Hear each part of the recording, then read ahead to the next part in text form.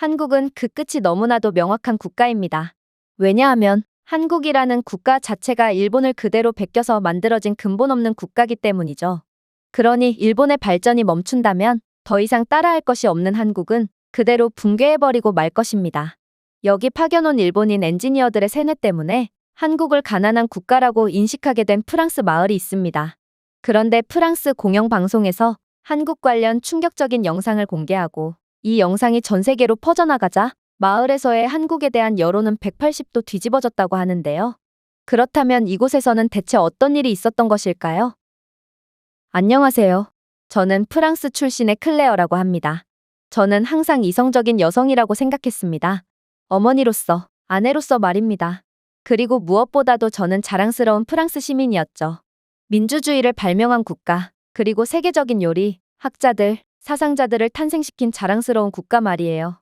그렇기에 저는 더더욱 제 인생이 한국이라는 거의 생각조차 하지 못한 나라에 의해 뒤바뀌게 될 줄은 상상도 못했습니다.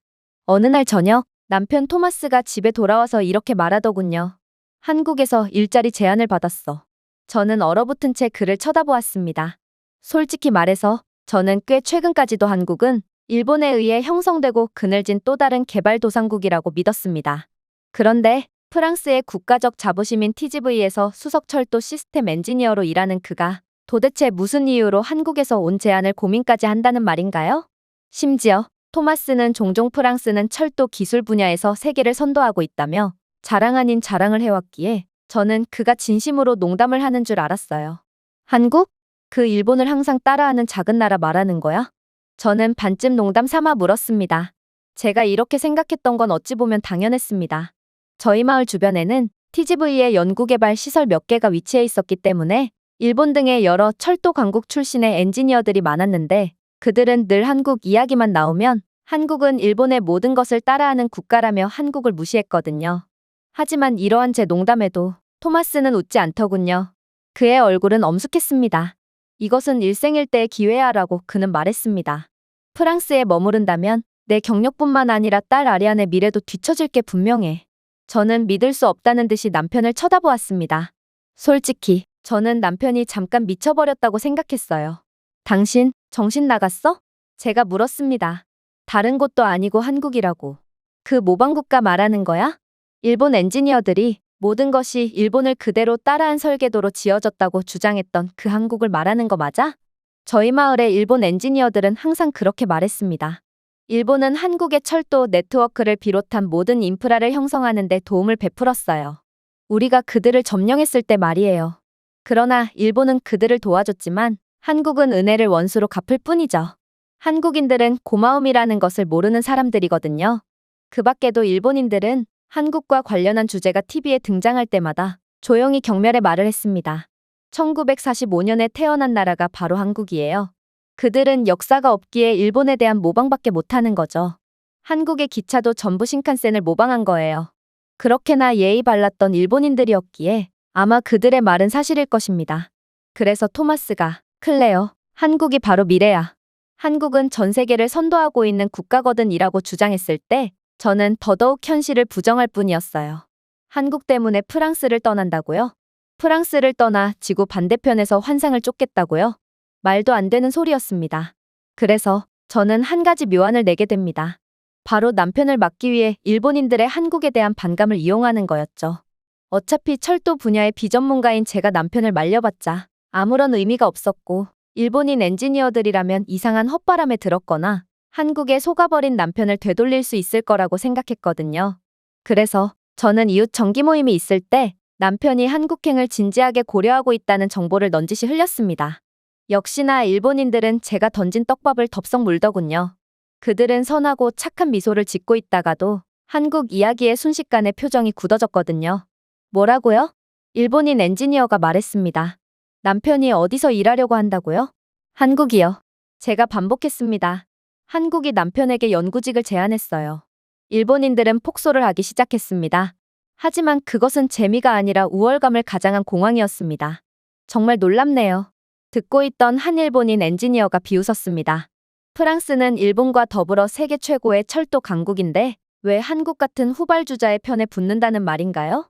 더군다나 당신의 남편은 수석 연구원으로 프랑스 철도의 미래라고 여겨지는 핵심적인 엔지니어예요. 한국은 절대로 혁신하지 않습니다. 그들은 일본에서 베낀 것을 그대로 조립할 뿐이죠. 그런 곳에서 남편의 재능을 썩히겠다고요? 또 다른 일본인이 미소를 지으며 덧붙였습니다.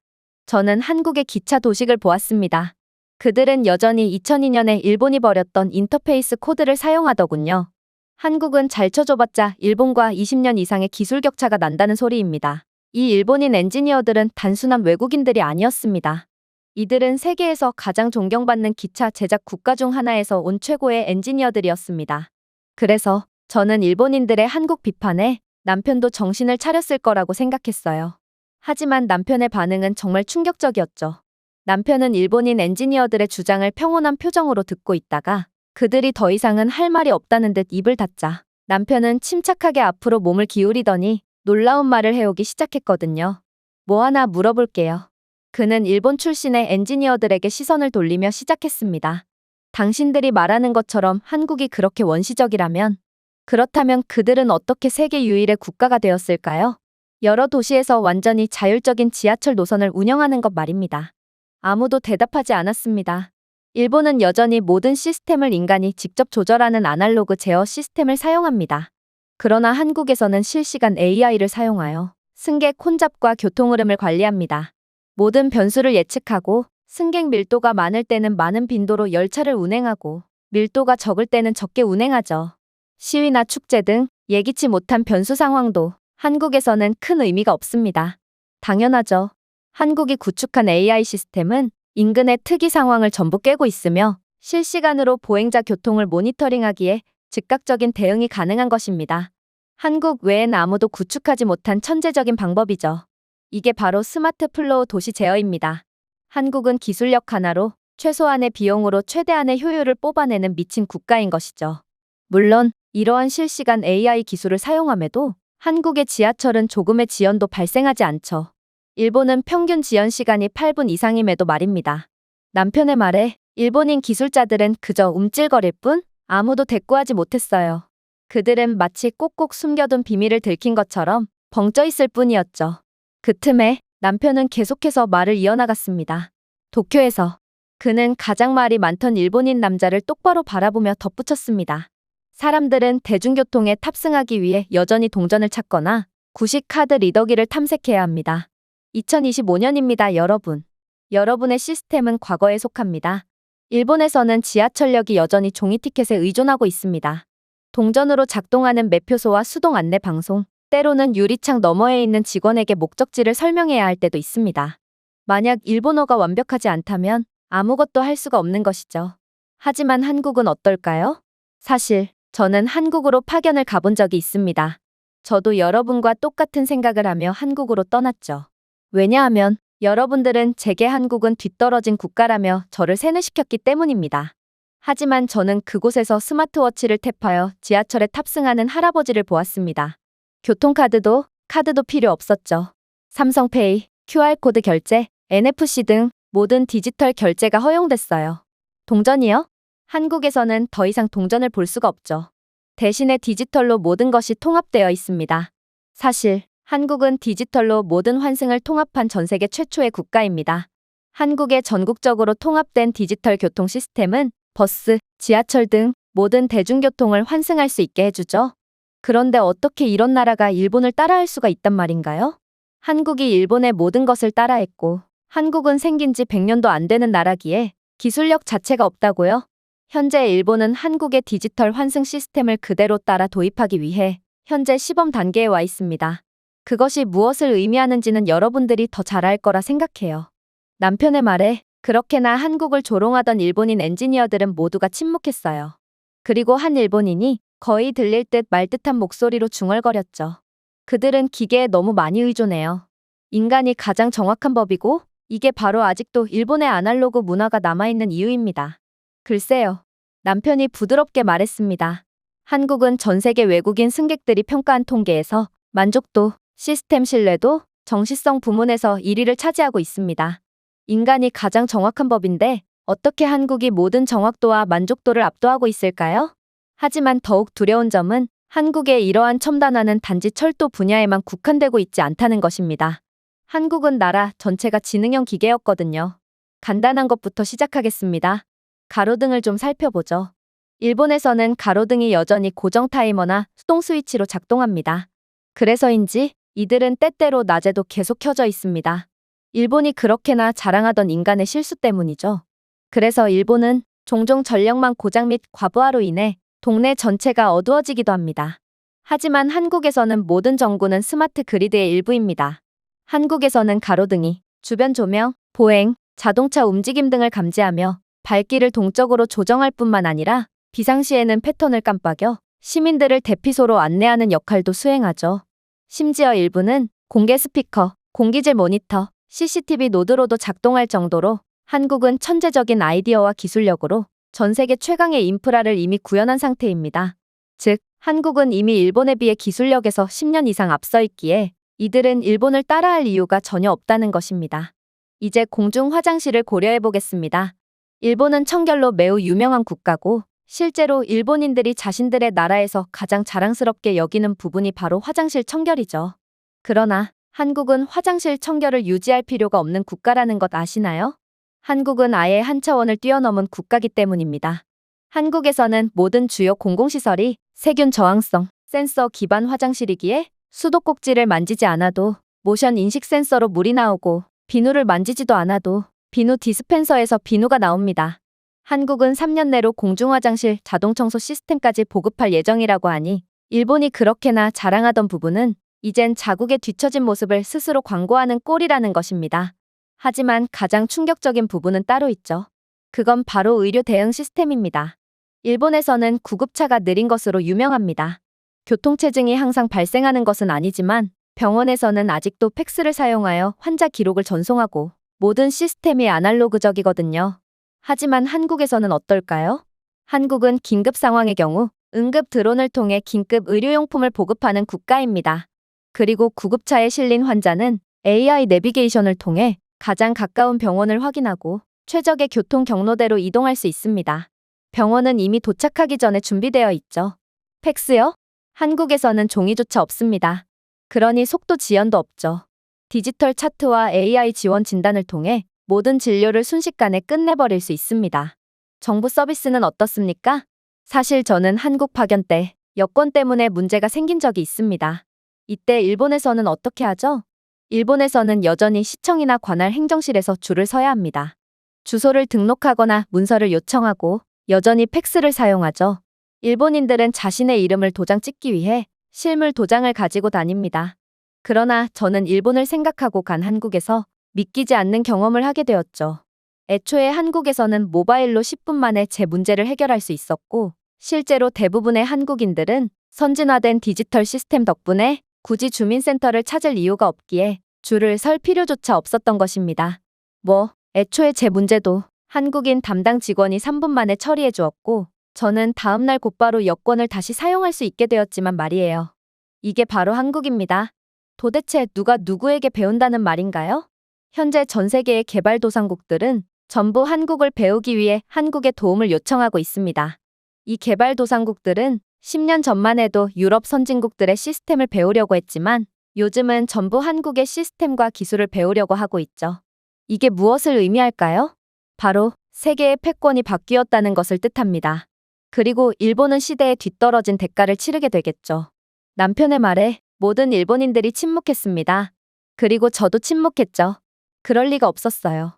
도대체 아시아에 위치한 작은 나라인 한국이 일본의 하나부터 열까지 그대로 베낀 한국이 뭐가 대단하다고 전 세계가 한국을 외치고 있을 수가 있단 말인가요? 결국 저는 아무 성과도 거두지 못한 채 다시금 집에 돌아와야 했습니다. 그리고 그렇게 저희 부부의 냉전 상태가 지속되던 어느 날 저는 TV를 돌리다가 한 가지 충격적인 프로그램을 시청하게 되었죠. 그건 바로 한국과 관련한 다큐멘터리 프로그램이었습니다. 한국과 관련한 프로그램이라니 저는 재수가 없어서 채널을 그대로 넘기려고 했지만 앵커의 첫 마디는 그런 저를 완전히 얼어붙게 만들었어요. 프랑스가 한국의 선례를 따르지 않는다면 우리는 기술, 경제적으로 100년 이상 뒤처지게 될 것입니다. 모든 것이 멈췄습니다. 그러나 방송은 멈추지 않았죠. 그의 뒤에서 중동 지역 지도가 화면에 빛나며 사우디아라비아를 강조했습니다. 그리고 그 지도 위에는 굵은 빨간색 숫자로 표시된 300억 달러가 적혀 있었습니다. 사우디아라비아의 리야드 제다 메카를 잇는 고속철도 회랑 프로젝트였습니다. 가장 전략적인 도시 세 곳을 연결하는 300억 달러 규모의 프로젝트 말이에요. 그리고 이 막대한 보수는 다름 아닌 한국이 가져가게 되었다고 하더군요. 저는 똑바로 앉았습니다. 제가 제대로 들었는지 확신이 서지 않았습니다. 철도 기술은 분명 프랑스가 최고고 아니면 독일이나 일본이 사우디의 막대한 보수를 챙기는 것이 논리적으로 맞아 보였습니다. 하지만 모두의 예상을 깨고 한국이 모든 것을 챙기게 되었거든요. 분명히 합시다. 앵커가 계속 말했습니다. 이것은 단순한 기차 계약이 아닙니다. 이것은 가장 큰 인프라 거래입니다. 사우디아라비아의 현대 역사에서 가장 큰 거래라는 말이죠. 그리고 철도 공학의 전통적인 거인인 프랑스와 일본이었습니다. 이 거래의 가장 유력한 후보로 여겨졌던 국가들이죠. 세계적으로 유명한 TGV를 보유한 프랑스와 전 세계적으로 찬사받는 신칸센을 가진 국가들입니다. 아니, 이젠 찬사를 받았었다고 표현해야겠군요. 일본과 프랑스는 더 이상은 거인이 아니게 되었거든요. 왜냐하면 모든 기대와는 달리 이 프로젝트에서 승리한 것은 한국이기 때문입니다. 입이 벌어졌습니다. 그러나 제가 그러거나 말거나 방송은 계속되었고 이제는 역사적 맥락으로 넘어갔습니다. 20세기 대부분 동안 일본은 아시아의 기차 기술 시장을 지배했습니다. 신칸센 열차는 속도, 신뢰성, 안전성에 대한 글로벌 기준이었습니다. 오늘날에도 일본은 동남아시아와 전역의 철도 시스템을 수출하고 있습니다. 프랑스요? 우리는 유럽에서 고속철도의 선구자였습니다. 우리의 TGV는 세계 기록을 세우고 수십 개국에 영향을 미쳤습니다. 반면에 한국은 불과 20년 전에 이 게임에 진출했습니다. 2000년대 초반, 한국은 첫 KTX 열차를 만들기 위해 프랑스 기술에 의존했습니다. 초기 모델은 본질적으로 수정된 TGV였습니다. 프랑스 기술에 전적으로 의존하던 국가가 바로 한국이었다는 것입니다. 저는 얼굴에 약간의 미소가 떠오르는 것을 느꼈습니다. 아, 결국 이건 우연이었군요. 프랑스의 기술에 의존하던 국가가 20년 만에 프랑스를 능가하다니 이건 말도 안 되는 소리였거든요. 하지만 그때 앵커는 계속했습니다. 그러나 그 이후로 한국이 해온 일은 역사적인 일입니다. 한국은 철도 기술의 모든 부분을 토착화했을 뿐만 아니라 추진 시스템에서 안전 시스템, 진단 시스템에서 공기 역학까지 모든 기술에 대한 첨단화를 성공해내고 맙니다. 결국 한국은 현재 일본과 프랑스를 뛰어넘었습니다. AI 기반 자동화, 환경 적응, 그리고 건설 속도에서 말이죠. 영상이 이동했습니다.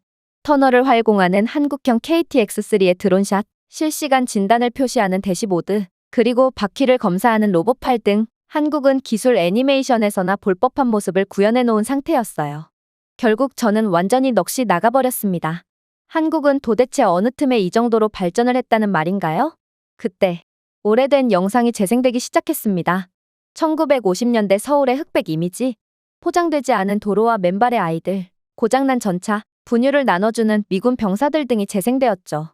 프랑스 앵커의 목소리가 돌아왔습니다. 우리는 종종 한국이 어디서 시작되었는지 잊어버립니다. 개발도상국 정도가 아니었습니다. 한국은 세계에서 가장 가난한 나라 중 하나로서 1960년대에 한국은 기차는커녕 자전거 하나조차도 만들 수 없었습니다. 강철이라는 재료 자체가 없었습니다. 중공업이요? 당시의 한국의 수준을 고려해 본다면 꿈만 같은 소리였죠. 연구소라는 것 자체가 없었거든요. 한국인들에겐 그저 배고픔, 잔해, 그리고 의지력만이 있을 뿐이었습니다. 다시금 화면은 한국의 초토화된 모습을 보여주었어요.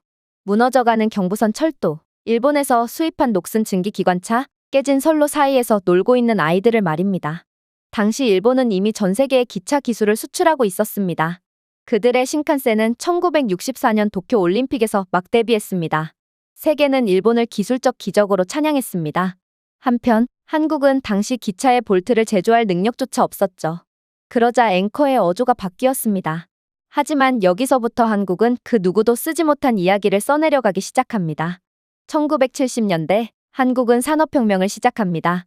맨손으로 파낸 기차 터널과 다른 나라로부터 빌린 기계로 인프라 건설을 시작하죠. 모두가 비웃었습니다. 지금 연구를 하는 것은 너무 늦었으니 그냥 기술력을 수입하거나 대여하는 건 어떻겠냐며 말이죠. 그러나 한국은 꾸준히 정도의 길을 걸었습니다. 해체, 모든 나사, 모든 센서, 모든 용접 과정을 분석하고 개선하고 재창조했죠. 결국 한국은 TGV의 도움을 받아 KTX를 도입한 지 불과 12년 만에 KTX2를 개발해내고 맙니다. 한국의 첫 번째 100% 독자 개발 고속열차였죠. 해외 부품은 없었습니다. 아무에게도 도움을 받지 않았죠. 그저 한국인의 손, 한국인의 마음, 한국인들이 만든 강철로만 제작되었습니다. 그로부터 얼마 후인 2022년에는요. 한국은 KTX3를 공개했습니다.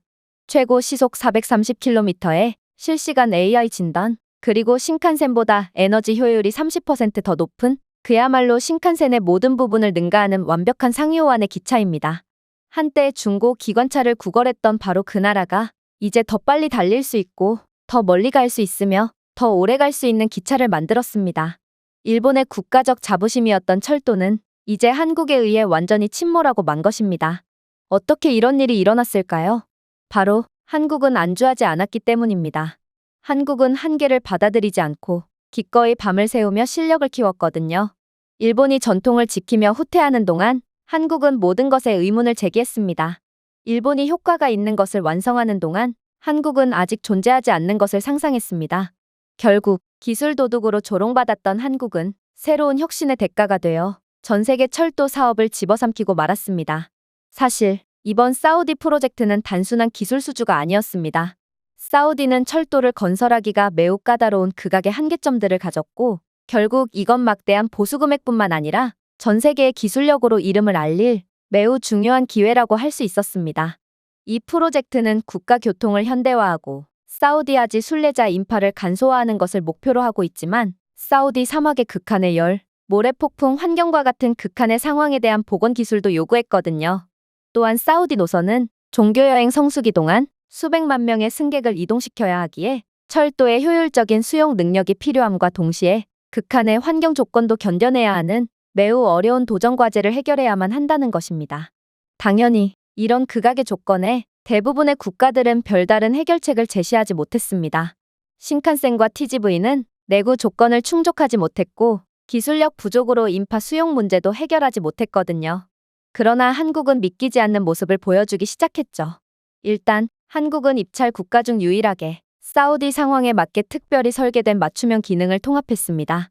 사우디의 섭씨 50도를 넘는 여름 평균 기온에 대해 다른 국가들은 아무런 대안도 제시하지 못했지만 오직 한국만이 섭씨 60도까지의 극한 온도에 대해 시험된 내성을 제공했거든요. 사실 이러한 사우디의 극한의 기온은 절대로 해결책이 없을 것처럼 보였습니다. 뜨거운 열로 인해 철로가 확장되고 변형되어 탈선 및 서비스 중단의 위험이 증가하는 문제는 아직까지 그 어떠한 국가도 특별한 해결 방안을 내지 못한 상태거든요. 그러나 한국은 달랐어요. 한국이 마음만 먹는다면 이들에게 못하는 일 따위는 절대로 존재하지 않았죠. 일단 한국이 특허를 낸 역의 열 반사 지붕 구조부터가 그랬어요. 한국은 천재적인 발상을 통해 문제에 접근했죠. 또 한국은 새로 개발된 고장력 내열 합금으로 이 문제를 해결했는데 이 내열 합금은 최대 섭씨 60도에서 구조적 무결성을 유지할 수 있거든요. 또한 한국의 제안에는 열 드론을 이용한 자동 철도 모니터링 시스템과 AI 기반 변형 예측 소프트웨어가 포함되어 있어 고장이 발생하기 전에 예방 조치를 취할 수 있도록 했습니다. 일본의 시스템은 최대 38도까지 버틸 수 있어 동남아 등에서의 프로젝트에서 열로 인한 고장을 경험한 바 있고 프랑스의 시스템은 약 40도까지 테스트된 것이 한계였기에 이러한 한국의 방법은 단연 전 세계적인 주목을 받기에 충분했습니다. 물론 한국의 상상을 초월하는 모습은 여기서 끝이 아니었어요. 열차 부품의 모래 침투와 먼지 축적이 중요한 문제고 사우디의 미세한 사막 입자는 공기 흡입을 방해하고 터빈 압축기를 손상시키며 제동 시스템을 방해할 수 있거든요. 특히 서부 사우디 지역에서 자주 발생하는 모래 폭풍은 냉각 장치를 방해하기에 이 문제를 해결하지 못한다면 자칫하면 큰 사고로 이어질 수도 있는 상황이었어요. 그러나 한국은 스마트 밀입자 필터와 적응형 자가 정화 메커니즘을 갖춘 폐쇄형 공기 흡입 시스템을 통합함으로써 이 문제를 너무나도 손쉽게 해결해버립니다. 이 시스템들은 공기순환을 최적화하기 위해 실시간으로 공기 밀도, 입자 부하 및 습도를 모니터링했고 부품 마모 또한 줄일 수 있었어요. 그리고 한국이 열차 하단에 설치한 센서는 초기 단계의 모래 축적을 감지하고 표적 청소 장치를 활성화할 수 있기에 한국은 이중으로 확실하게 문제를 해결해버린 셈이었죠. 다른 국가들은 모래 폭풍에 대한 어떠한 대안도 제안하지 못했지만 한국만이 유일하게 천재적인 발상과 기술력으로 완벽하게 해결해버린 것입니다. 그러나 아직도 사우디의 마지막 한계가 남아 있었습니다. 바로 이슬람 하지 기간 동안의 순례자들의 혼잡은 국가 차원의 문제로 치부될 만큼 엄청난 물류 혼란을 만들어낸다는 거였습니다. 수백만 명의 순례자들이 매우 짧은 시간 내에 메카, 제다, 리야드를 동시에 여행하기에 이로 인해 사우디에는 혼잡이 발생할 뿐만 아니라 기존 스케줄링 시스템의 용량을 훨씬 초과하는 수요 피크도 발생하곤 했죠. 이에 대해 프랑스와 일본은 고정 간격 시스템과 정적 군중 통제 인프라를 제안했습니다. 그러나 한국은 이러한 프랑스와 일본의 해결책을 마치 10년 전에나 볼 법한 구시대적인 방법으로 만들어버렸죠. 바로 한국은 실시간 승객 데이터를 기반으로 열차 운행 빈도를 조정하는 AI 기반 동적 배차 모델을 제안했기 때문입니다. 이 시스템은 사람의 입력 없이도 피크 시간대의 열차 간격을 유동적으로 조절할 수 있었고, 또한 한국은 예측 경로, 실시간 군중 히트맵을 갖춘 스마트 스테이션 인프라를 제공했습니다. 당연히 이러한 방법은 매우 신뢰도가 높았습니다. 이건 바로 서울 메트로에 그대로 사용되고 있는 방식이었거든요. 여기에 한국의 KTX3는 최고 시속 430km의 운행 속도를 제공하지만 일본의 제한은 시속 360km로 제한되었고 프랑스의 모델은 시속 350km로 더더욱 제한되었기에 한국은 그야말로 사우디에 도저히 극복할 수 없을 것처럼 보였던 문제를 완벽하게 해결함으로써 기존의 철도 강국들을 완전히 바보로 만들어버린 것입니다. 그러나 더 놀라운 점은 따로 있습니다. 한국은 철도 건설에 대한 유지 비용 및 건설 비용까지 대폭 절감시키며 사우디로 하여금 한국을 선택하지 않으면 안 되게끔 만들었기 때문입니다. 일단 한국은 철도에 대한 유지 보수를 자동화해 놓은 전 세계 유일한 국가로 자신들이 가진 최첨단 기술력으로 전 세계에서 가장 큰 수혜를 받고 있는 국가라고 봐도 무방합니다. 한국의 KTX3는 자율적으로 유지 보수를 감지하고 스케줄링할 수 있는 실시간 AI 진단 시스템을 포함하고 있거든요. 결국 한국을 선택한다면 사우디는 3,000개 이상의 온보드 구성 요소에 대해 사람의 정기 점검 없이 철도를 유지할 수 있기에 그만큼 운영 중단 시간 및 인건비에 대해 상당한 이익을 볼 수 있다는 것입니다. 배송 시간도 중요했죠. 한국은 6년 이내에 완전한 배송을 약속했지만 일본은 10년을 예상했고 프랑스는 11년을 예상했거든요. 사우디아라비아는 이미 국가 변혁의 이정표를 앞두고 주요 인프라를 완성해야 한다는 압박을 받고 있습니다. 그러니 한국의 타임라인이 훨씬 더 현실적이었던 것입니다. 물론 일본과 프랑스의 예상 시간은 도저히 믿을 수 없다는 것도 한국이 유리한 고지를 점한 이유가 됩니다. 이들은 평균 지연 시간 30%를 보이며 도통 약속을 지키지 않는 것으로 악명 높거든요. 그러나 한국은 UAE 바라카 원자력 발전소를 예정보다 일찍 완공했고 또 도하 메트로는 지역 경쟁사보다 30%더 빠르게 건설함으로써 이 나라는 남들보다 훨씬 이른 완공 시간을 제시하면서도 계약보다도 훨씬 빨리 끝내는 정직성과 성실성을 보여주는 것으로 명성을 쌓았습니다. 물론 한국이 이렇듯 미친 듯한 속도를 보여줄 수 있는 이유는 한국인들의 성실성도 성실성이지만 이들은 작업에 있어서도 철저한 첨단 기술을 이용하기 때문입니다. 한국은 버퍼 리스크 모델링이 포함된 일일 건설 차트를 토대로 착공하고 이 시스템에는 AI 기반 스케줄링과 사전 승인된 조립식 모듈이 포함되기에 건설 지연을 43% 줄이는 효과를 내고 있거든요. 그야말로 한국은 뭐 하나 빼놓을 데가 없는 국가라는 것입니다. 자, 사우디는 이제 한국을 선택할 수밖에 없는 처지에 놓였습니다. 한국을 선택한다면 서비스 중단이 감소하고 장기 유지 보수 비용을 절감할 수 있으며 극한의 날씨로 인해 하지 기간 동안 매년 수백 명의 순례자들이 목숨을 잃는 최악의 불안정 속에 개선된 국가 이미지까지 챙겨갈 수 있습니다. 그러니 사우디아라비아의 철도 계약에서 한국의 승리는 어찌 보면 당연할 수밖에 없는 것이죠. 한국은 단순히 가장 빠르거나 저렴한 기차의 산물이 아니었습니다. 한국은 더욱 깊은 전략적 통찰의 결과 기술 적응성, 그리고 클라이언트가 구상하는 미래를 읽고 구축할 수 있는 드문 능력을 갖추었고 이는 한국으로 하여금 막대한 경제적 이익과 또 미래의 먹거리까지 보장하는 최선의 결과를 이끌어냈죠. 이건 정말 충격적인 상황이었습니다. 한국은 프랑스를 넘어선 수준이 아닌 마치 프랑스를 기술력이 한참 뒤처진 중진국 수준으로 만드는 압도적 역량을 보여준 거였거든요. 한국은 단순히 일본을 베끼는 국가가 아닌 전 세계를 주름잡는 오히려 전 세계가 한국을 따라해야 하는 리더였던 것입니다. 그렇게 말을 마친 앵커는 카메라를 직접 들여다보았습니다. 마치 시청자들뿐만 아니라 저에게도 말하는 것처럼 말이죠. 실수하지 마세요. 한국은 더 이상 남에게 배우기만 하는 학생이 아닙니다. 지금의 한국은 미래의 설계자입니다. 그리고 프랑스가 깨어나지 않으면 우리는 철도를 잃은 것처럼 다른 모든 것도 잃게 될 것입니다. 바로 한국에 의해서 말이죠. 마치 과거 열강 세력들이 식민지의 자원을 빼앗았던 것처럼 지금의 21세기판 식민지로 전락한 과거의 열강 국가들은 한국이 열강 세력들의 기술력을 모조리 압도하는 것을 그저 지켜만 보며 기술 수출 분야에서의 막대한 먹거리를 한국에 모조리 약탈당하고 말 거라는 말입니다. 저는 얼어붙은 채로 앉아 있었습니다. 화면이 어두워졌지만 제 심장은 느리지만 무겁게 뛰었습니다. 저는 남편 토마스를 조롱했습니다. 그리고 한국까지 조롱했죠. 하지만 이제 이해하기 시작했습니다. 세상은 완전히 변했습니다. 그리고 한국은 이미 다음 역에 도착해 있었습니다.